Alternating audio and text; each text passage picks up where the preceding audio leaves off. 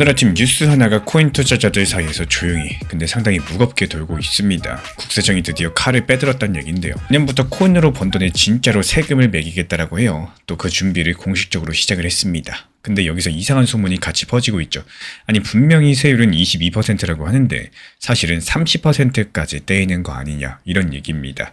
무려 8%나 차이가 나는 건데 1억을 벌었으면 세금이 800만 원이나 더 빠지는 셈이고 이게 진짜인지 아닌지 오늘 끝까지 한번 정리드려 보도록 하겠습니다.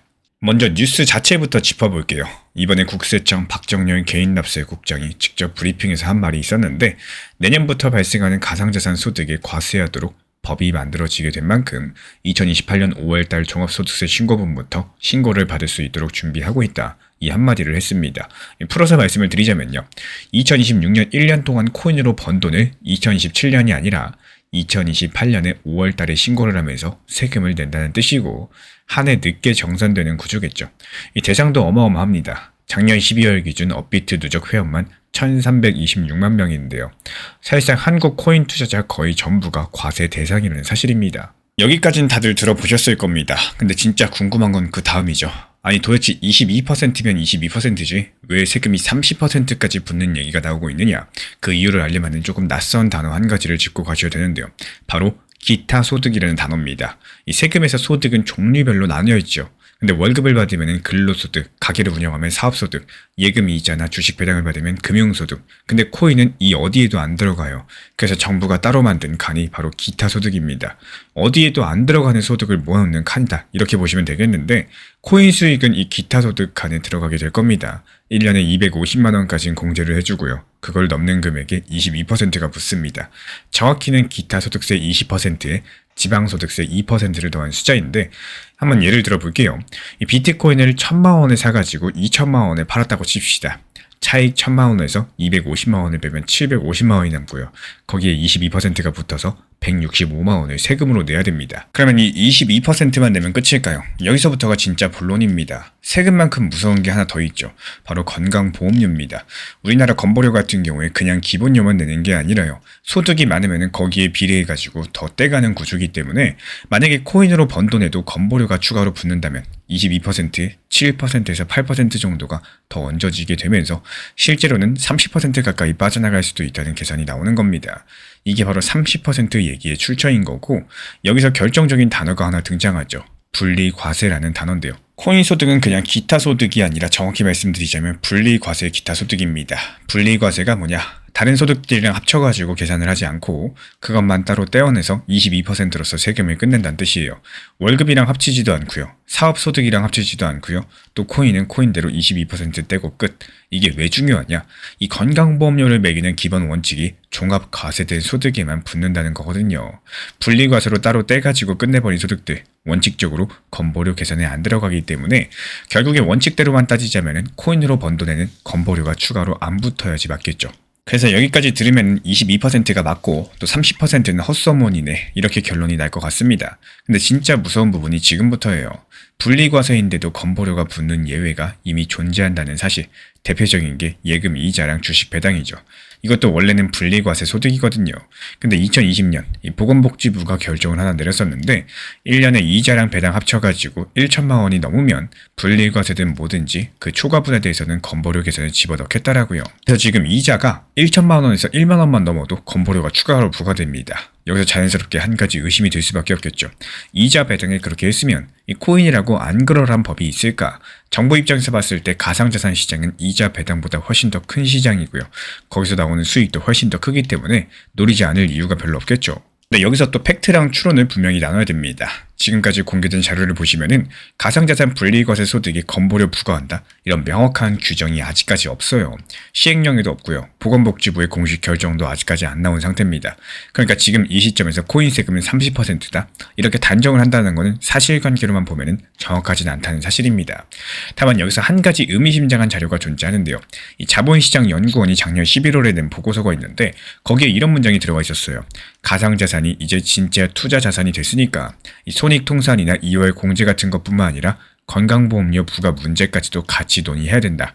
이걸 뒤집어서 읽으면은 지금 전문가들 사이에서는 이미 코인 소득에도 건보료를 매기자 이런 논의가 시작됐다는 뜻이겠죠. 결국에 22%는 확정된 숫자다라는 거, 30%는 아직까지는 확정된 숫자가 아니다라는 거, 다만 가능성은 분명히 살아있다. 이렇게 짚어보시면 되겠습니다. 그렇다면 가장 가능성 높은 흐름은 뭘까요? 한 가지만 짚어드려보자면은 결국은 정부가 일정 금액 위로는 건보료를 매기는 방향으로 가지 않을까 이렇게 보고 있습니다. 그리고 그 이유는 정말 단순합니다. 이미 이자 배당에서 그렇게 한 선례가 있어요. 똑같은 분리과세 소득인데 한쪽은 매기고 한쪽은 안 매기는 거는 형평성 문제에 어긋나겠죠. 그리고 두 번째, 이 건강보험 재정은 매년 빡빡해지고 있고요. 정부는 새로운 부가 기반을 계속해서 찾고 있기 때문에 이어서 세 번째로 자본시장연구원 같은 정책연구기관에서요. 이미 이 얘기를 공식적으로 꺼냈다라는 거는 정책 검토가 시작됐다는 신호로서 읽어볼 수가 있겠습니다. 그래서 코인을 하시는 분이라면 22%만 머릿속에 두지 마시고 향후에 건보료 추가 부과 가능성까지도 염두에 두고 자금 계획을 세우는 게 안전하겠죠. 한 해의 수익을 몰아가지고 실현하는 것보다는 분산해서 실현하는 게 더 유리할 수 있다는 얘기고 이건 확정된 절세 전략이 아니라 가능성에 대비하는 차원에서 드리는 말씀입니다. 그래서 오늘 내용 짧게 정리드려보자면요. 코인 세금의 기본세율은 22%가 맞고 이건 확정된 숫자입니다.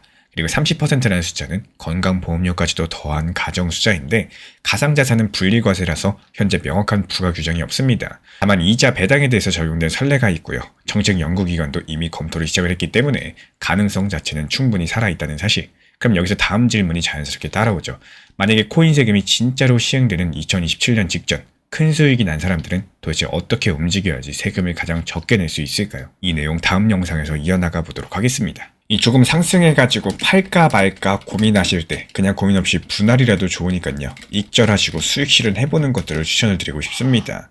많은 분들께서 매도를 너무 어려워하시는 분들이 많이 계신데 수익이 5만원이어도 줘요. 10만원, 30만원이어도 좋습니다. 그냥 욕심내지 마시고 분할 익절이라도 하시고 여기서 나온 수익을 그냥 써보는 재미를 느껴보셨으면 해요.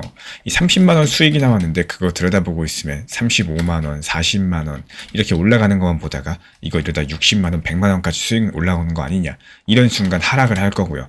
그나마 30만원 익절할 수 있었던 것도 영원이라거나 본전에서 팔거나 마이너스에서 매도하는 오히려 손절보는 경우도 생기실 수가 있다는 것들을 알고 계셔야 돼요.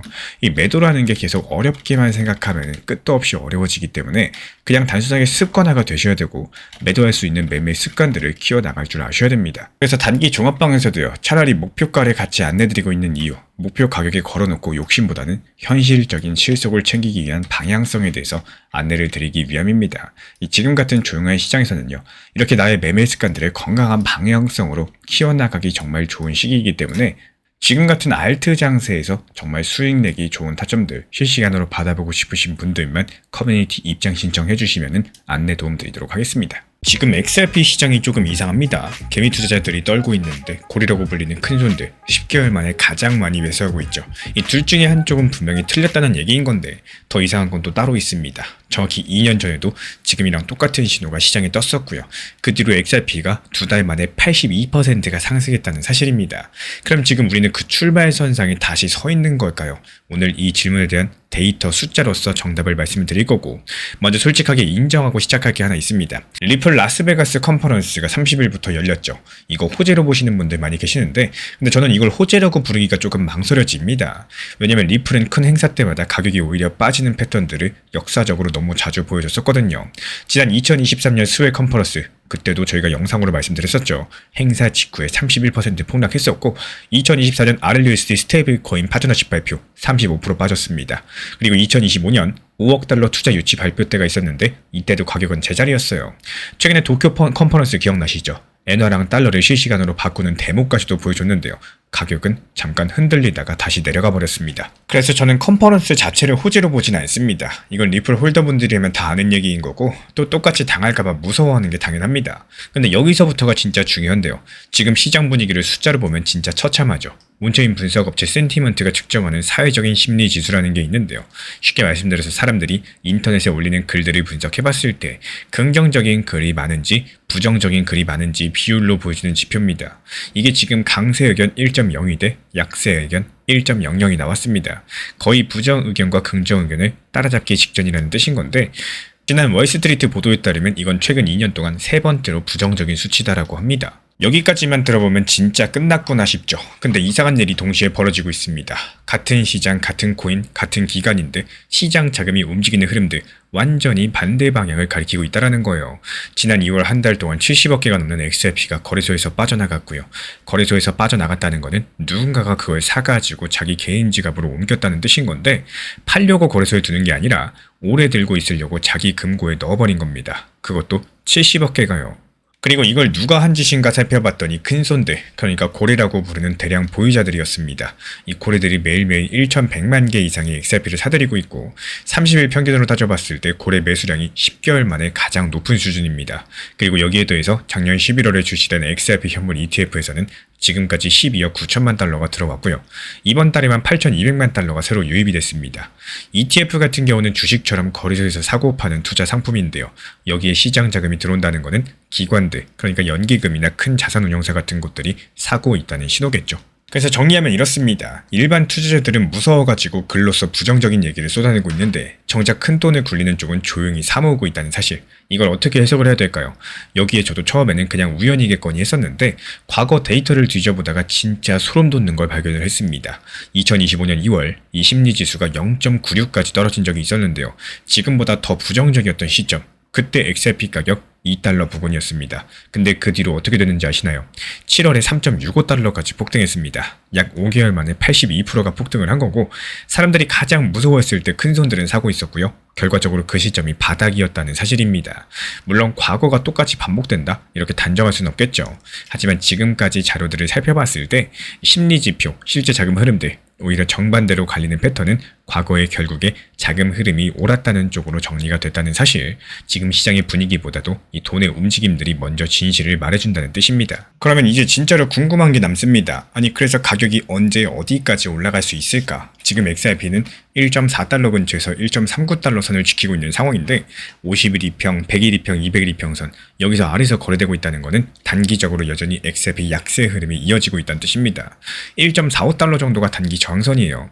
이 저항선이라는 거는 가격이 위로 뚫고 올라가려고 할 때 자꾸 막히는 가격대를 뜻하는데요. 단기적으로 봤을 때 XRP 1.45달러 돌파하려면요. 세 가지 정도가 맞아 떨어져야 되겠습니다. 첫 번째, 리플이 라스베가스 컨퍼런스에서 RLUSD 같은 스테이블 코인이 아니라 진짜 XRP를 직접 쓰는 큰 은행과의 협력 발표를 내놓는 경우에 상당한 호재가 될 수가 있어요. 그리고 두 번째, 미국 연준에서 금리 인하 시사 발언을 하는 거. 이어지는 세 번째로는 비트코인이 8만 달러를 돌파하고 올라가서 시장 전체가 위험자산을 사들이는 분위기로 돌아서는 거. 이 세 가지가 동시에 맞을 가능성은 높지 않겠지만요. 한 가지는 꽤 가능성이 높아 보입니다. 가장 가능성이 높은 시나리오 하나만 말씀을 드리자면은 저는 이번 주 흐름의 핵심적인 변수가 결국에 미국 클래리티 법안이라고 봅니다. 5월 초에 미국 상원은행위원회에서 이 법안 심의가 예정되어 있는 상황이고요. 이 클래리티 법안이 뭔지 짧게만 풀어드리자면요. 미국에서 어떤 코인이 증권이고 어떤 코인이 상품인지 법으로서 정리해드리는 시장 구조 법안입니다. 만약에 5월 말 이전에 이게 상원에서 통과돼가지고 XRP가 상품으로 분류가 돼준다. 지금까지 규제 때문에 XRP를 못 사고 있던 연기금들, 보험사들, 진짜 큰 기관들이 자금을 넣을 수 있게 되겠죠. 여기서 중요한 건 큰손들이 지금 매집하고 있는 이유가 바로 이 법안 통과를 미리 보고 베팅한 것일 수 있다는 점이에요. 다만 여기서 ETF 유입이랑 거래소 유출들, 고래 매집이 같은 시점에 한꺼번에 일어나는 거는 누군가 곧 다가올 이벤트를 알고 움직이고 있다. 이런 신호로서 해석되기 쉽겠고, 그래서 제가 바라보고 있는 가장 가능성 높은 흐름은 이렇습니다. 라스베가스 컨퍼런스 자체는 단기적으로 봤을 때 가격을 크게 흔들지 못할 수 있습니다. 과거 패턴이 그래 왔으니까요. 근데 진짜 방아쇠는 5월 초 클래리티 법안 심의 일정이고요. 이 법안이 진전된다는 신호가 나오는 그 순간 지금 매집해놓은 큰손들이 들고 있는 물량들 그 위로 적용을 하면서 1.45달러 저항선을 시험하게 될 거라고 봅니다. 단 비트코인이 같이 받쳐줘야 된다는 조건은 변하지 않아요. 지금 시장 분위기는요. 말 그대로 최악인 상황이지만 시장 자금 흐름은 정반대로 가고 있는 상황이고 2년 전도 똑같은 패턴 뒤에 큰 상승이 나왔었습니다. 라스베가스 컨퍼런스는 미끼고요. 진짜 변수는 5월 클래리티 법안이라는 사실. 이 가격이 상승하려면요. 결국에 큰 손들, 이 큰 규모의 베팅들이 옳았다는 게 증명되는 이벤트가 필요하겠고, 우리 구독자분들께 한 가지 묻고 싶은 점은요.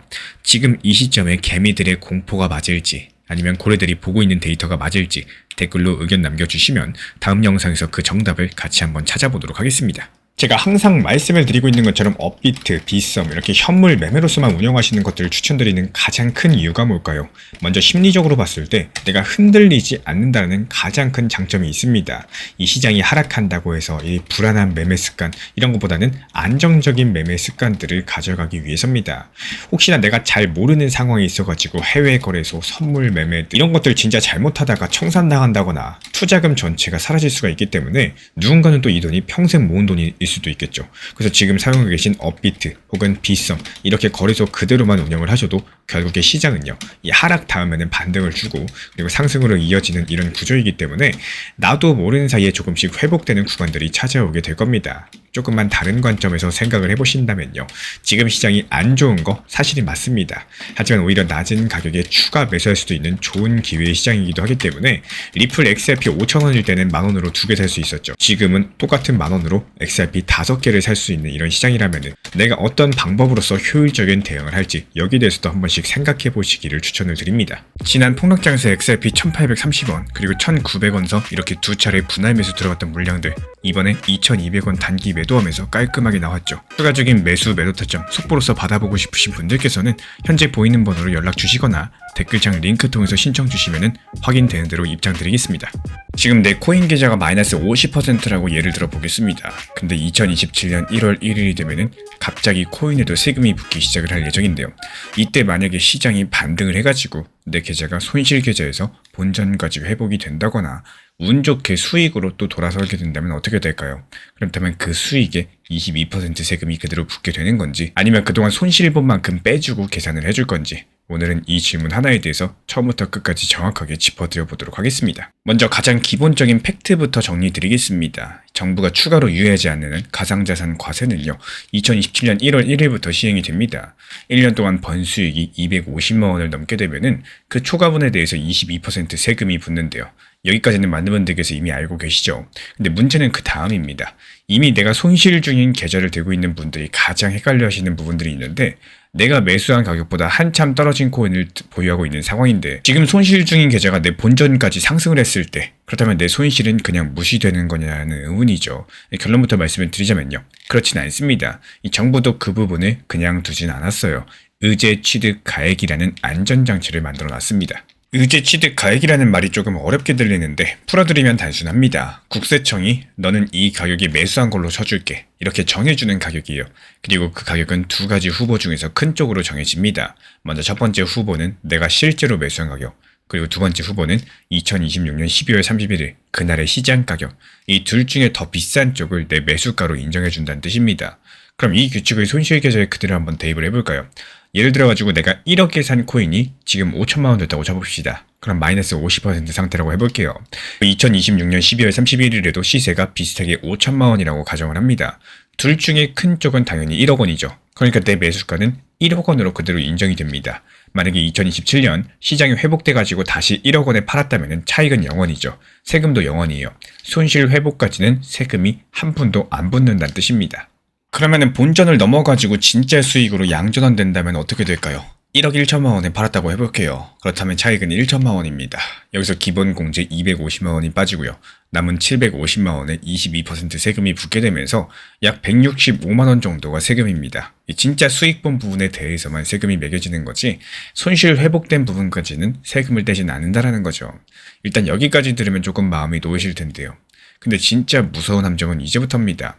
이 의제 취득가액이 자동으로 적용되는 게 아니라는 무서운 사실인데요. 내가 2026년 12월 31일에 이 코인을 진짜로 들고 있었다. 이 사실을 본인이 직접 증명을 해야 된다는 황당한 일입니다. 입증 책임이 투자자 본인한테 있다는 뜻인 건데 거래소 안에서만 얌전하게 들고 있었다면 큰 문제가 없어요. 근데 거래소가 자동으로 기록을 남겨주니까요. 문제가 뭐냐? 이 개인 지갑으로 옮겼다가 다시 가져왔다거나 해외 거래소를 거쳤다거나 디파이에 넣었다가 뺐다거나 이런 경우에는 입증하기가 쉽지가 않다는 건데요. 이런 분들 같은 경우는 거래 기록이 여러 군데 흩어져 있기 때문에 국세청이 그날 진짜 보유하고 있었던 거 맞냐? 증명해봐라. 이렇게 요구했을 때 그 증명자료 못 내면 어떻게 될까요? 의제 취득가액 적용되지 않을 거고요. 처음에 매수한 진짜 가격이 그냥 매수가로 잡혀버립니다. 그러면 손실 회복분은 전체가 차익으로 잡히기 때문에 5천만 원짜리 회복분이 통째로 과세 대상이 된다는 겁니다. 말 그대로 내 본전까지 회복을 했는데 거기에 대한 세금을 내야 되는 정말 황당한 사건이 펼쳐질 수밖에 없다는 건데요. 이렇게 안전장치가 있어도 증빙을 못하면 그냥 무용지물이 된다는 거죠. 이 부분이 진짜 핵심입니다. 그리고 여기에 알아두셔야 될 변화가 한 가지 더 있는데 올해부터 CARF 카프라는 국제정보교환 체계가 본격적으로 가동될 예정이에요. 전 세계 약 48개국 거래소들이 서로 고객 거래 정보를 주고받기로 한 약속인데요. 쉽게 말씀드려가지고 해외 거래소 거래 내역도 이제 대한민국 국세청이 전부 다 받아볼 수 있게 됐다는 뜻입니다. 해외 거래소 안 잡히겠지 이렇게 생각하던 시대는 사실상 끝났다라는 거고, 그렇다면 이제 마지막 질문이 남죠. 앞으로 이 이슈는 과연 어떻게 흘러갈 수 있을까요? 지금까지 공개된 자료를 놓고 보면요. 2027년 시행이 그대로 갈 가능성이 가장 큽니다. 왜 그렇게 보고 있느냐? 자본시장연구원 같은 공식 연구기관에서도 제도가 미정비 상태로 또 유예되면은 그 다음에 과세가 더 어려워진다. 이렇게 정부에 직접적으로 경고하고 있거든요. 정치권에서 4차 유예라거나 공제 한도 확대 이야기가 흘러나오긴 하지만요. 이런 부분들 해석이 갈리고 있는 부분이고 아직까지 확정된 거는 단 한 개도 없습니다. 그래서 지금 가장 합리적인 자세는 단순하게 유예를 기대하면서 손 놓고 있는 게 아니라요. 시행을 전제로서 미리미리 준비해 두시는 게 오히려 현명한 전략이 되겠습니다. 그리고 그 준비라고 해가지고 거창한 게 아니에요. 내가 지금 들고 있는 코인의 거래 내역, 보유 증빙, 지갑 이동 기록, 해외 거래소 자료, 이걸 폴더 하나에 차곡차곡 모아두는 것부터가 시작입니다. 2026년 12월 31일 자정 기준으로 어떤 코인을 얼마나 들고 있었는지, 거래소 잔고하면 캡처라든지 CSV 파일이든지 뭐든지 남겨두셔야 돼요. 이 자료가 나중에 의제 취득가액을 적용받느냐 못 받느냐를 가르는 결정적인 증거가 될 겁니다. 마이너스 50% 계좌라도 본전 회복까지는 세금이 한 푼도 안 붙고요. 본전을 넘는 수익분에만 세금이 매겨지기 때문에 그 안전장치 적용받으시려면 2026년 말 보유증빙을 본인이 직접적으로 챙겨 놓으셔야 된다는 게 핵심입니다. 결국에 세금을 줄이는 진짜 무기는 세법 지식이 아니라요. 내가 가지고 있는 자료의 정리 상태입니다. 그렇다면 다음 영상에서는 2026년 마지막 날 어떤 식으로 매도와 재매수를 활용하면 세금을 가장 크게 줄일 수 있는지 그 구체적인 절세 시나리오들 하나하나 풀어드려 보도록 할 텐데요. 의제 취득가액이라든지 여러가지 절세 차원에서 혼자서 준비하면서 막히시는 부분들 저희 채널 쪽으로 연락 주시면 궁금한 것들 물어보실 수 있습니다. 제가 직접 도움드리도록 하겠습니다. 지금 보이는 번호로 문자 신청 남겨주시면 되겠습니다. 지금 시장을 바라보는 기준들에 대해서 내 매수 단가를 기준으로 보는 게 아니라 현재 시장의 흐름 기준으로 보는 습관을 힘들어도 키울 줄 아셔야 됩니다. 내가 리플에 대해서 3,500원 정도에 매수를 한다고 했을 때 리플 코인 시장을 기준으로 3,500원을 보는 순간부터 매도하고 싶은 가격들을 계속해서 올라가고요.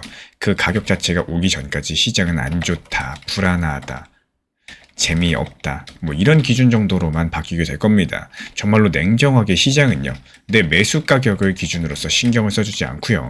현재 시장의 흐름들, 이전 가격을 기준으로 보는 게 시장입니다. 쉽게 한번 생각을 해보시면은 1,800원까지 하락을 했었던 리플이 2,300원까지 상승을 했을 때 3,500원 정도의 매수 가격 기준으로 봤을 때 이 상황을 본 사람들에게 아무런 의미 없는 움직인다, 이렇게 생각이 되겠지만요. 누군가에게는 1,800원에서 2,300원까지 상승했으면 무려 30%에 가까운 시세 차익을 얻을 수가 있는 자리라는 겁니다. 이 단기 저점에 대한 추가 매수라거나 적당한 단기 고점에 대한 분할 매도를 계획을 하실 때도 내가 얼마에 샀다라고 해가지고 그것들을 기준으로 보시는 게 아니라요. 지금 시장에 대해서 현실적인 흐름들 보려고 노력을 하셔야지 이 시장이 어떤 방향성으로 흘러가는지 보실 수가 있는 거고, 지금 보시는 것처럼 리플 XRP는 1,800원 라인에서 이미 매수가 들어갔었고 2,250원에 한 차례 매도 체결되면서 팔고 나왔었습니다. 그리고 1,900원 라인에서 다시 리플 XRP 매수가 들어가게 되면서 이 리플이 상승하는 과정에서요, 고점에 사가지고 고점에 팔고 또 내려오면 눌림목에 사서 또 다시 고점에 팔고, 때로는 고점에서 비싼 가격에 사가지고 더 비싼 고점에서 팔고, 이런 식으로 도움을 드리고 있는 상황이기 때문에 현재 보이시는 번호로 문자 신청 남겨주시면 리플 커뮤니티 입장 도움 드리도록 하겠습니다. 지금 이 순간에도 거래소에서 XRP가 빠르게 사라지고 있죠. 2년 만에 가장 빠른 속도를 기록 중에 있는데요. 근데 가격은 1.4달러 근처에서 꿈쩍도 안 합니다. 뭔가 이상하지 않으신가요? 누군가는 매수하고 있는데 가격은 왜 움직이지 않는 건지. 그리고 정확히 같은 시기에 리플은 은행을 건너뛰는 시스템을 조용히 가동시켰습니다. 오늘 이 두 가지가 왜 동시에 터지고 있는지, 그 그 이유들 처음부터 끝까지 풀어드릴 예정이고요. 먼저 솔직하게 말씀드리자면 저도 처음에 이 두 뉴스를 봤을 때는 그냥 흔한 호재 중에 하나라고 생각을 했습니다. 리플 좋아진다, 공급 줄어든다, 뭐 이런 얘기들 사실 XRP 보유자분들이라면 이미 귀에 피가 나도록 들으셨을 거고, 근데 두 뉴스를 따로 보지 않고 같이 놓고 보면은 또 완전히 다른 그림이 보이기 시작을 했습니다. 그게 뭔지 천천히 말씀드려 보도록 할게요. 먼저 첫 번째 뉴스부터 보겠습니다. 리플이 트레저리라는 시스템에 XRP를 통합했다고 발표를 남겼고, 트레저리라는 말이 조금 어렵죠. 쉽게 말씀드리면 기업이 회사 돈을 관리하는 시스템입니다. 회사가 해외에 돈을 보낸다거나 직원 월급을 주거나 자금 굴릴 때 쓰는 그런 시스템인데요. 지금까지 이런 일들 전부 다 은행을 거쳐야 됐었어요. 근데 리플은 이거를 은행이 없이 XRP를 다리처럼 써가지고 직접 처리할 수 있게 만든 거고, 더크립토 베이직 측에서 4월 28일 보도한 내용인데요. 여기서 중요한 게 하나 있습니다. 이게 단순하게 송금이 빨라진다는 얘기가 아니라 기업이 이 시스템을 쓰려면은 XRP를 어느 정도 회사에 가지고 있어야 된다는 거예요. 이 다리를 건너려면은 다리가 거기 있어야 되니까요. 즉 기업이 XRP를 사야 된다는 뜻입니다. 그것도 잠깐 사고 파는 정도가 아니라요. 지속적인 회사 운영을 위해 가지고 계속해서 보유해야 된다는 뜻입니다. 이 부분 일단 기억해 두시고요. 뒤에서 다시 연결시켜 드릴게요. 이제 두 번째 뉴스로 가볼게요. 코인게이프가 4월 28일 보도한 내용인데, 바이낸스 거래소에서 XRP 희소성 지수가 0.75까지 올라갔다고 합니다. 이 숫자는 2년 만에 가장 높은 수치고요. 희소성 지수라는 말이 좀 어렵게 들리시겠지만 풀어보면 간단합니다. 거래소 안에 XRP가 얼마나 남아있는지를 보여주는 숫자입니다. 이 숫자가 올라갔다는 것은 거래소의 XRP가 빠르게 줄고 있다는 뜻이고, 거래소에서 코인이 빠진다는 게 왜 중요할까요? 이 거래소에 있는 코인들은 언제든지 팔릴 수 있는 물량들이죠. 근데 거래소 밖으로 나간 코인은 누군가가 자기 지갑으로 옮겼다는 뜻입니다. 이 자기 지갑으로 옮긴다는 것은 보통 당장 팔 생각이 없다는 신호로 볼 수밖에 없는데요. 실제로 리플 관련된 투자사 에버너스 홀딩스 측에서는 4월 초 이후에 큰 보유자들이 하루 평균 1,100만 개의 XRP를 더 사모으고 있다, 이렇게 밝혔고, 여기서 매일매일 1,100만 개씩 산다는 게 상당히 중요합니다. 근데 여기서 진짜 이상한 일이 생기죠. 보통 이렇게 코인이 거래소에서 빠지고 큰 손들이 매집한다, 가격이 위로 튀어야 정상인 건데, XRP 가격은 1달러 32센트에서 45센트 사이에서 계속해서 횡보하고 있는 상황입니다. 거의 움직이지 않고 있죠. 왜 그럴까요? 사는 사람들이 있다면 똑같이 파는 사람도 있다는 뜻이에요. 시장이 그 매수 물량을 조용히 흡수하고 있는 겁니다. 이 지금까지 공개된 자료를 살펴보면 누군가가 가격이 상승하기 전에 최대한 물량을 모으고 싶어하는 구간으로 보여지고 있고, 이제 이 두 가지 뉴스를 다시 합쳐볼게요. 여기서부터가 진짜 핵심입니다. 리플은 기업이 XRP를 운영 자산으로 들고 있어야 되는 시스템을 이제 막 가동을 시켰습니다. 그리고 정확히 같은 시기에 거래소에서 XRP는 2년 만에 가장 빠르게 사라지고 있어요. 이 두 가지 사건이 같은 시기에 터졌다는 사실, 이게 과연 우연일까요? 물론 100% 연결됐다, 단정할 수는 없겠지만요. 시점이 겹친다는 것은 분명한 사실이고, 그 자체로 충분히 의미 있는 신호입니다. 그리고 여기서 한 가지를 더 짚어드리고 싶습니다. 과거에 XRP가 크게 움직였던 순간들을 한번 떠올려보세요. 대부분 ETF 기대감, SEC 소송 결과, 이런 이벤트들이 원인이었습니다. 즉 뉴스 한 방에 사람들이 몰려서 사고, 뉴스가 식으면 다시 빠지는 구조였었는데, 이번엔 조금 다릅니다. 기업이 회사 운영을 위해서 XRP를 들고 있어야 된다면 그건 뉴스에 따라서 들어왔다 나갔다 하는 돈이 아니겠죠. 회사가 망하지 않는 한 계속해서 묶여있는 XRP라는 거고, 이런 종류의 매수가 시장에 계속 들어오기 시작했다는 거, 이게 바로 과거 펌핑들과 가장 다른 부분이겠습니다. 지금 시장 분위기를 잠깐 보고 갈게요. XRP는 최근에 24시간 동안 1.5% 정도 살짝 빠졌는데, 가격만 보면 그냥 조용한 횡보죠. 근데 같은 시간에 거래량은 11% 넘게 늘어났습니다.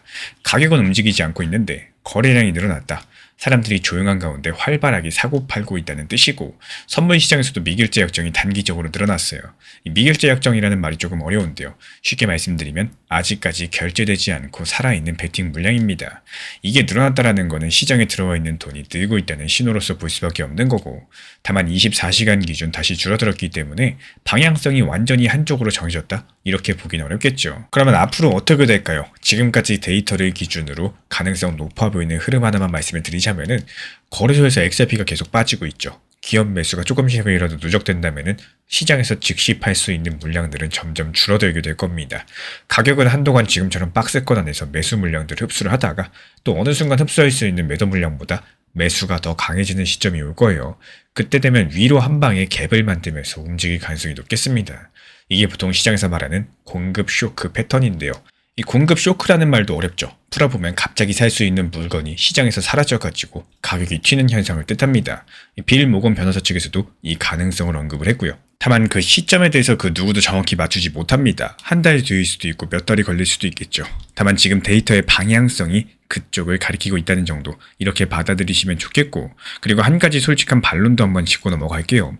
과거에도 호재가 나왔는데 가격이 안 오른 적이 많았다. 이번에도 똑같지 않냐 이렇게 생각하실 수 있겠는데 충분히 합리적인 의심입니다. 다만 이번에는 단순한 뉴스 호재가 아니라 실제로 XRP를 운영자산으로 들고 있어야 되는 이 사용처가 같이 만들어졌다. 이런 점에서 구조가 다르고 이게 다르다고 보는 가장 큰 이유 중에 하나겠습니다. 그래서 정리드리자면요. 거래소에서 XRP는 2년 만에 가장 빠르게 사라지고 있는 상황이고, 같은 시기에 리플은 기업이 XRP를 보유해야 쓸 수 있는 시스템을 가동을 시켰습니다. 이 두 가지 사건이 동시에 터졌다는 것 자체가 분명한 신호겠고요. 가격은 지금 그 매수를 조용히 흡수하는 구간으로 보여지고 있어요. 그렇다면 진짜 기업들이 지금 XRP를 얼마나 어떤 속도로 사모으고 있는 건지 그 흔적은 온체인 데이터에 그대로 남아있을 텐데요. 다음 영상에서 그 데이터들을 직접 열어가지고 같이 한번 확인해 보도록 하겠습니다. 우리가 리플이라는 코인을 바라볼 때 리플 상승한다, 10,000원 간다, 50,000원 간다 이런 너무 상승한다는 시선으로만 보게 되시면요. 결국에 시장 흔들리고 하락하고 리플 XRP가 대응이 불가능해지는, 이렇게 왜 안 오를까? 리플은 호재가 많은데 상승 안 하는 이유가 뭘까?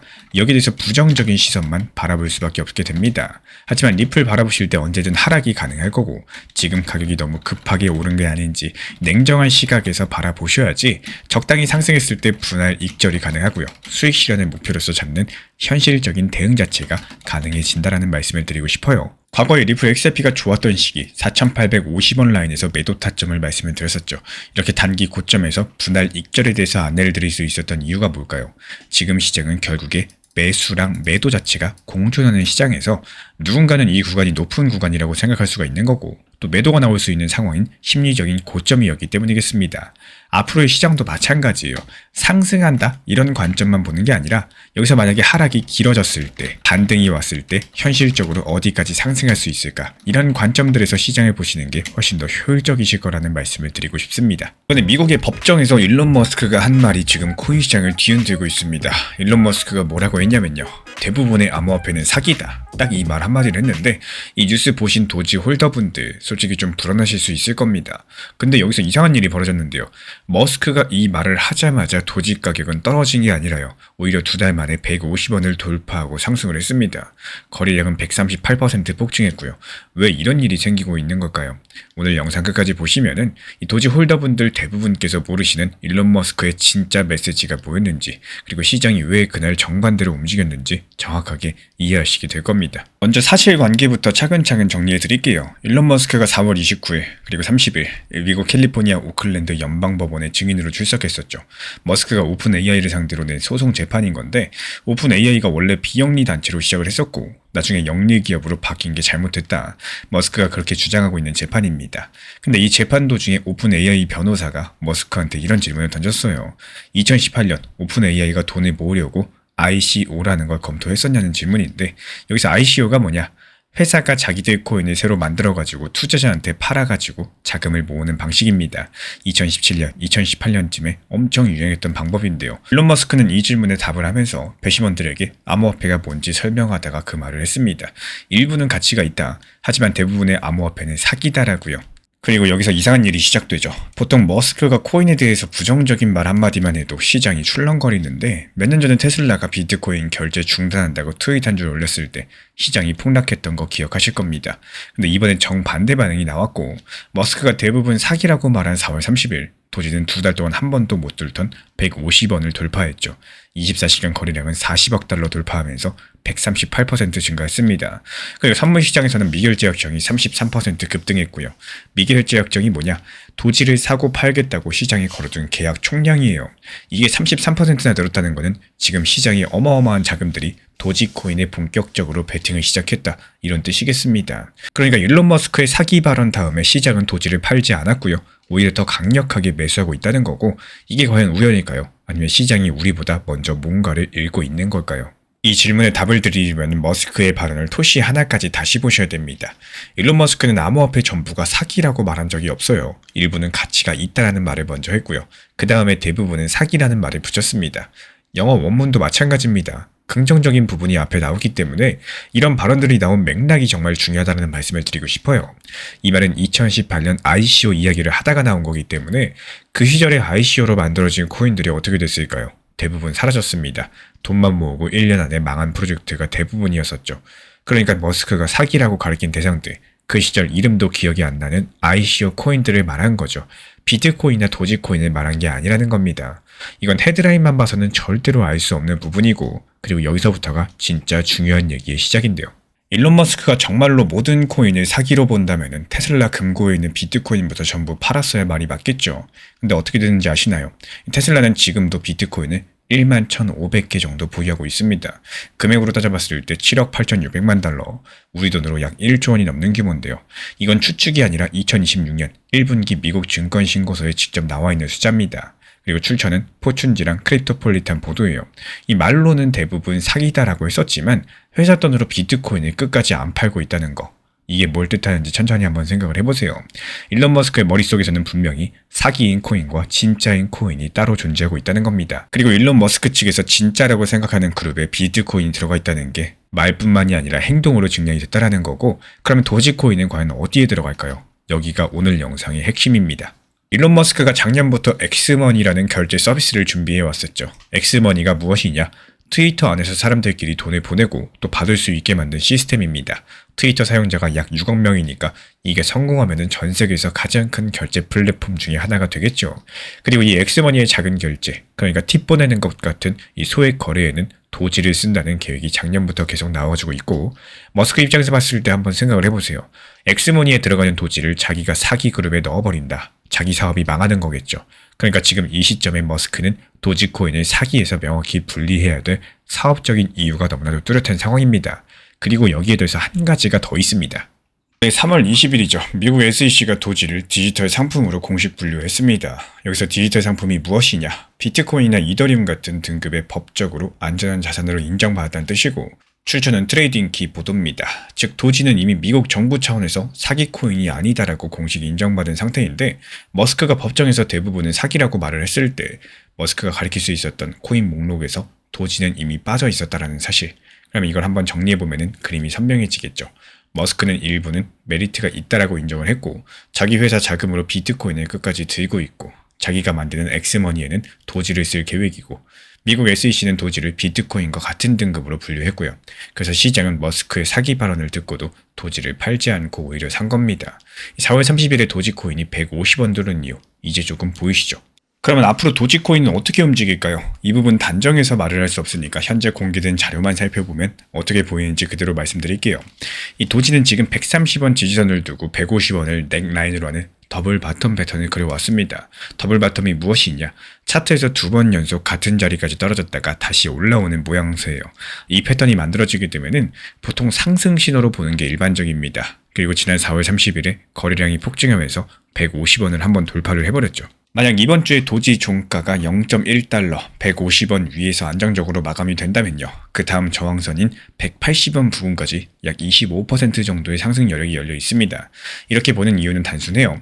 이 더블 바텀 돌파, 거래량 138% 폭증, 미결제 약정 33% 급등, 이 세 가지 신호가 같은 날에 동시에 나왔기 때문에 이 시나리오가 무조건 맞는다? 이런 것은 아니겠지만요. 이 미결제 약정이 빠르게 늘어난 만큼 청산 위험도 함께 커진 상태고, 다만 도지코인 기준 130원 지지라인이 깨지면 이 시나리오는 그대로 무효가 되겠지만요. 결국에 지금 중요한 거는 130원에서 150원 라인, 이 위에서 자리를 잡는지 이 두 가지 라인만 지켜보시면 되겠습니다. 그래서 오늘 내용 정리드리면 이렇습니다. 일론 머스크의 사기 발언은 도지를 가리킨 게 아니라 2018년 ICO 시절에 망한 코인들을 가리킨 거고, 지금 시장은 그날 도지를 팔지 않고 오히려 0.1달러 150원 돌파하면서 머스크의 진짜 메시지를 먼저 읽었습니다. 지금 도지코인은 SEC 상품 분류랑 엑스머니 통합이라는 두 개의 구조적인 토대 위에 있는 상황이고요. 단기적으로 봤을 때 130원 라인 지지 그리고 180원 라인에 대한 저항 사이에서 방향성이 결정될 예정이기 때문에 여기서 한 가지 의문이 남는 점은요. 일론 머스크가 법정에서 한 이 발언이 만약에 단순한 답변이 아니라 곧 있을 엑스머니의 도지 통합 정식 발표를 위해서 미리 깔아둔 포석이라면 어떨까요? 이 부분 다음 영상에서 자세히 다뤄보도록 하겠습니다. 이 코인 투자 시장 자체가 어려운 여러 가지 이유 중에 하나는요. 차트, 지표, 이슈 여러 가지가 있겠지만 먼저 투자 심리를 컨트롤하는 게 정말로 어렵기 때문이다. 이렇게 생각을 합니다. 잘 한번 생각을 해보면요. 이 누구나 초심자의 행운들, 우연치 않게 혹은 또 스스로 타점에 대해서 잘 찾아가지고 좋은 수익을 눈으로 본 경험은 있겠지만 여기서 문제가 뭐냐. 어느 순간 욕심 때문에 매도를 어려워하고 또 매도해야 될 시점에서 팔지 못하고 아쉬움이 반복되는 경우가 있으셨을 겁니다. 매수는 고민을 하고 또 매수를 해야겠지만 매도는 오히려 고민이 많아질수록 오히려 아쉬운 매도를 하는 경우가 생기기 때문에 매수는 깊게 생각을 하시고요. 또 매도는 오히려 생각 없이 해야지 만족감이 생기는 경우들이 많다. 이렇게 보여지고 있는데요. 제가 안내드리고 있는 정보방에서 너무 무리한 목표 타점과 무리한 비중이 아니라요. 현실적인 적당한 단기 고점에 대한 목표 타점들 그리고 비중을 조절해서 안내드리고 있는 이유들 여러 가지 일단 시장이 이렇게 수익을 내면서 재미가 있어야 됩니다.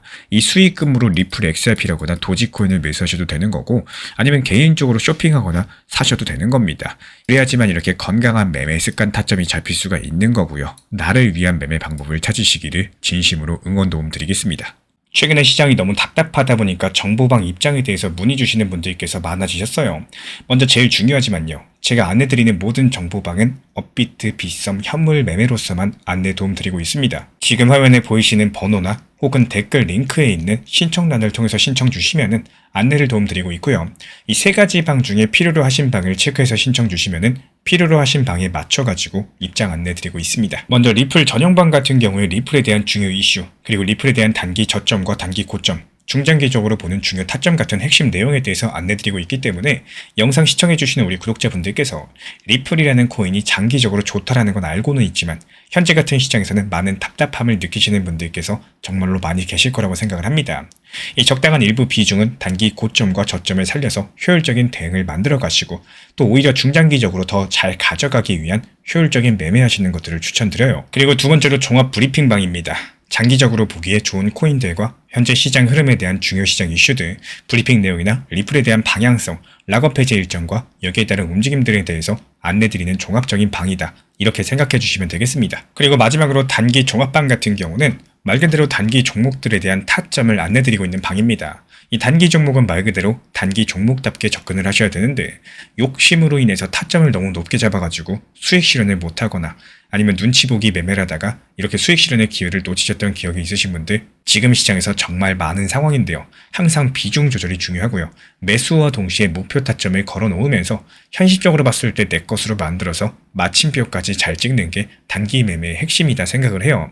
단 여기서 중요한 거. 아무리 내가 좋아하고 시기가 좋고 스스로 괜찮다고 판단하셔도 몰빵 매매는 정말 위험하기 때문에 매번 말씀드리는 비중 조절 원칙 매매로 접근하시는 게 가장 중요합니다. 끝으로 항상 말씀드리고 있지만요. 저는 업비트, 빗썸, 현물 매매에 대해서만 안내를 도움드리고 있기 때문에 절대로 해외골에서 선물 매매에 대한 고위험 리스크 매매에 대해서는 언급조차 드리지 않고 있습니다. 무조건적으로 업비트, 빗썸 이렇게 현물 매매로 필요하신 분들께서만 입장 신청 주시면은 안내 도움 드리도록 하겠습니다. 이 빠르게 가는 것보다 중요한 건요. 꾸준하고 길게 가는 게 더 중요한 투자 시장이다. 이렇게 생각을 해요.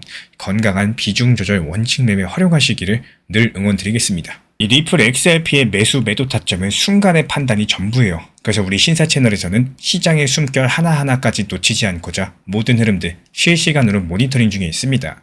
이 단기 반등 구간이 열리는 순간 그 찰나의 기회 타점을 우리 구독자분들께 바로바로 전달드리기 위해서인데요. 우리 신사 채널을 이미 구독해주신 분들 중에서 실시간 커뮤니티방 참여를 원하신다면 지금 보이시는 번호로 문자 남겨주시면 되겠습니다. 이 혼자서 불안하게 바라보는 시장이 아니라요. 함께 흐름을 읽고 움직이는 경험들을 선사해 드리도록 하겠습니다.